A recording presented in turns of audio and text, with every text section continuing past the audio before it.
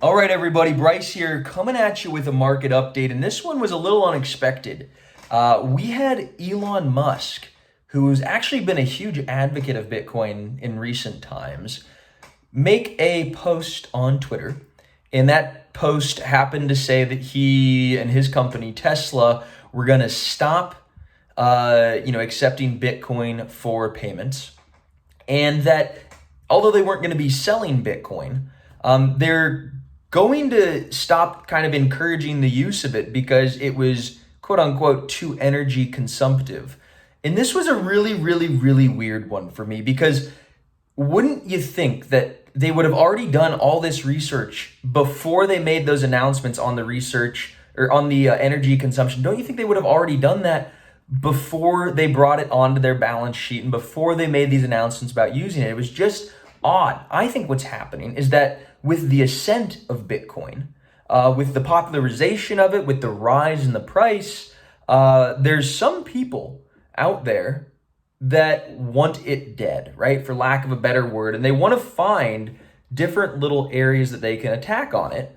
And they're leaning on Elon Musk, who they know has a huge amount of influence. The government, in my opinion, or his shareholders, who are, very green focused people, they're leaning on him to naysay Bitcoin because it threatens their view of the world. It threatens the fiat economy. It threatens the establishment.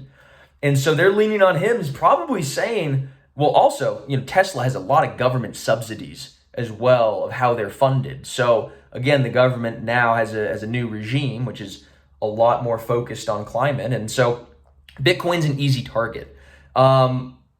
I think that, Elon Musk has had this huge amount of influence. I think, long story short, this is probably going to be a good thing for the market, even though prices reacted pretty negatively. And I think that we're going to have some short-term consolidation in Bitcoin. I think this is really good for Ethereum and for a lot of the other altcoins, particularly because Ethereum is transitioning to proof of stake, which doesn't use a lot of energy. And honestly, the energy consumption argument against Bitcoin, I think, is moot, meaning it doesn't really hold much weight. It's irrelevant because the majority, I think about 75 or 80% of Bitcoin mining is done with renewable energy already. And so their miners are just using renewable energy. So they're recycling it. So it's not that there's a huge amount of waste.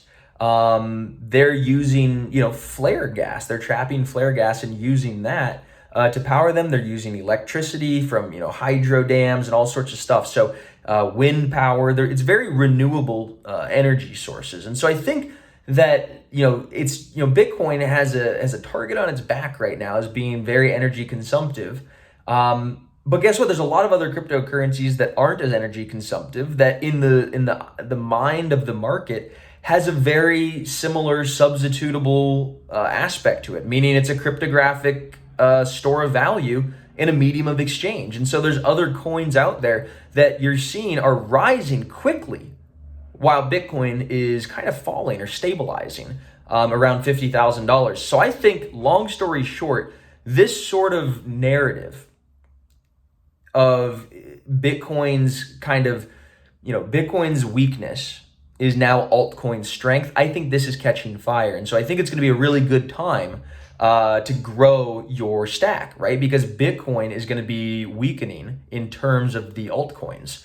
So I'm really excited about how the market is going to be playing out. Again, if you're not already subscribed to our model portfolio, which has, a handful of select vetted altcoins, hit subscribe. It's $1 and you'll get an awesome list of coins. But I mean, really, one of the things I wanted to just say is that this is good for Bitcoin. Long term, this is good for Bitcoin because it's going to spur a lot of research to kind of answer that objection about this, is Bitcoin harming the environment sort of idea that's being floated by Elon, who has, a huge reach. And so there's going to be a huge amount of research that comes out that's benefiting Bitcoin. I think, long story short, the markets have overreacted grossly.